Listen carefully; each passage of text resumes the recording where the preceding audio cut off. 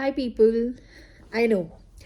तो जो मेरे पेज का नाम है ना, माइंड टॉक्स, तो हम उसी के बारे में बातें करने वाले हैं, दिमाग की बातें। एक्चुअली क्या होता है, जो ये मेरा मानना है कि जो हम बातें करते हैं, जो हम रिएक्ट करते हैं चीज़ों को लेकर, या हमारी जो कॉन्वर्सेशंस होती हैं, that all comes from our mind. क्योंकि कहीं ना हमने एक माइंडसेट बना लिया होता है चीज़ों को लेकर, या कहीं ना कहीं एक माइंड में हमारी कुछ घूम रहा होता है, तो हम उस वे में रिएक्ट करते हैं।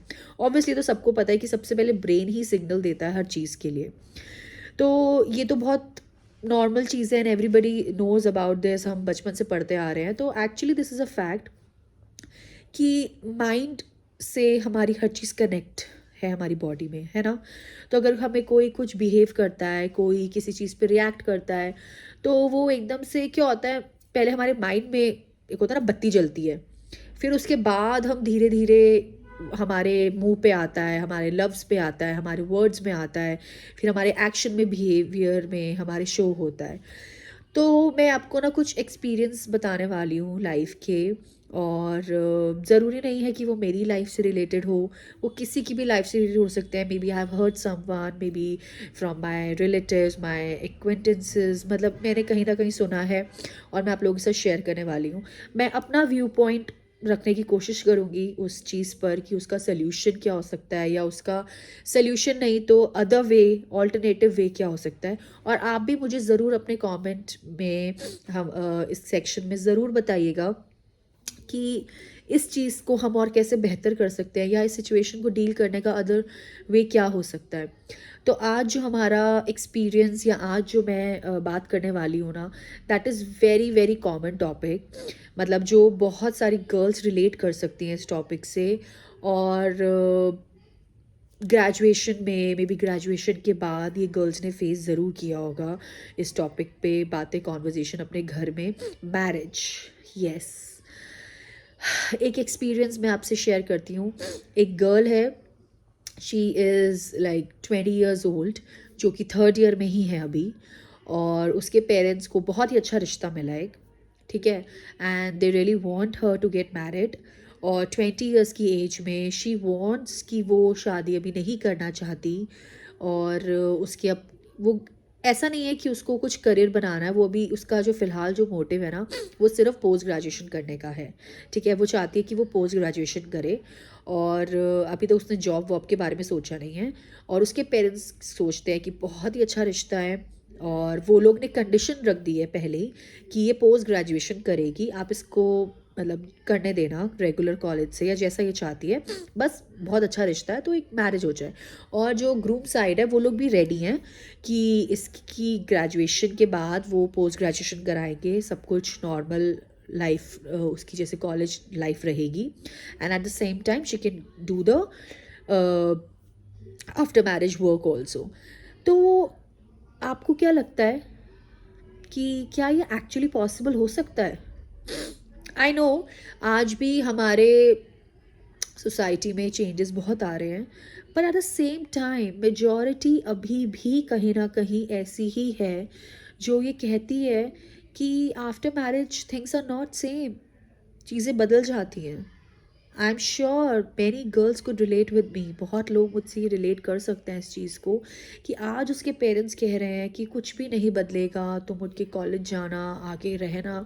पर इज़ इट पॉसिबल? क्या आफ्टर मैरिज उस पर रिस्पॉन्सिबिलिटीज़ नहीं होगी?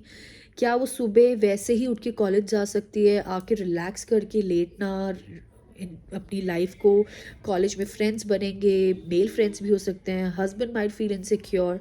तो इज़ इट, मतलब एक अच्छा रिश्ता आने के चक्कर में, जस्ट बिकॉज कि रिश्ता बहुत अच्छा है, देखो मान गए हैं सामने वाले, तो कहीं ना कहीं is it a good thing?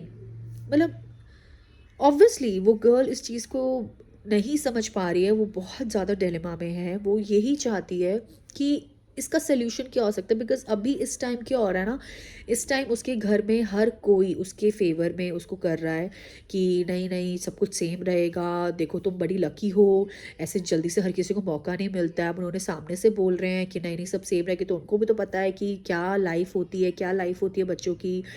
But I don't think so.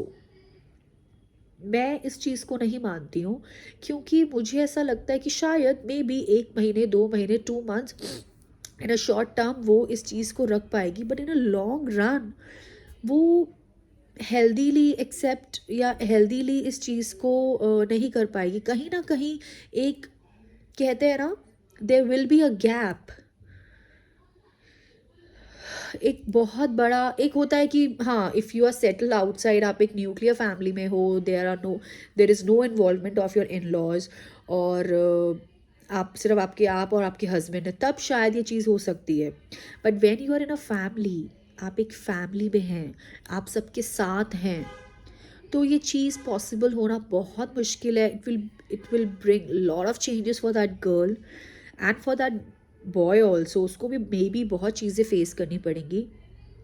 तो आप लोगों का क्या सल्यूशन या आप लोगों के क्या सजेशंस हैं कि उस गर्ल को क्या करना चाहिए? उसको बिल्कुल बोल देना चाहिए कि नहीं, मुझे शादी नहीं करनी अभी, मैं ग्रेजुएशन के बाद पोस्ट ग्रेजुएशन करना चाहती हूँ, मैं उसके बाद ही कुछ स्टेप लूँगी, या फिर उसको एक बार ये सारी कंडीशंस अपने हस्बैंड के साथ या इन लॉज के साथ डिस्कस करनी चाहिए और इस चीज़ के बारे में सोचना चाहिए? मतलब क्या करना चाहिए उसको, या फिर उसको she should go with the flow, जैसा हो रहा है ठीक है, आज बोल रहे हैं तो ठीक है मान ही लेंगे, या बाकी आगे सब जैसा होगा वो हैंडल करती रहेगी, या उसके कोई बहुत ज़्यादा अच्छे अच्छे इन द सेंस कि अभी वो बहुत ज़्यादा करियर फोकस नहीं है, उसको बस ग्रेजुएशन के बाद पोस्ट ग्रेजुएशन कंप्लीट करनी है, that's it, she just want stamp कि हाँ आई एम पोस्ट ग्रेजुएटेड। तो आपको लगता है कि ठीक है she should go with the flow. 3 options में से मतलब मुझे तो यही 3 समझ में आ रहे हैं, she should go with the flow, she should talk to in laws कि विद द फियांसे इन-लॉज़ या जो भी बॉय है अभी, फियांसी मैं क्यों बोलूँ? क्योंकि अभी एंगेजमेंट हुई नहीं है, अभी जस्ट कन्वर्सेशन चल रही है उसके घर में। तो उसको क्या करना चाहिए, या फिर स्ट्रिक्टली उसको नो बोल देना चाहिए कि नहीं भई आई कांट टेक दिस, मैं नहीं कर सकती। तो आपको क्या लगता है कि क्या करना चाहिए? ये 20 इयर्स की एज में the boy is, yes I forgot to tell you the age of a boy. Boy भी ज़्यादा एल्डर नहीं है उससे, he is just 23 years old. तो आपको क्या लगता है, he has just completed his post graduation, तो क्या होना चाहिए इसका ऑल्टरनेट, इसके सजेशंस, इसके सॉल्यूशंस उस गर्ल के लिए? I really want you all कि आप एक कमेंट में ज़रूर बताइए कि आपके अकॉर्डिंग उस गर्ल को क्या करना चाहिए, या उसकी फैमिली के लिए कुछ और ऑल्टरनेट आप बता सकते हैं। आई एम एक्चुअली ईगरली वेटिंग आप सबके कमेंट्स जानने के लिए कि इस सिचुएशन में अगर आप होंगे या आपसे कोई इस सिचुएशन में यू नो हेल्प मांगेगा, तो आपकी क्या राय होगी, आपके क्या व्यूज़ होंगे, what will be your views, your suggestions? तो don't waste time and quickly tell me that how you gonna respond to this situation. Till then bye bye, take care.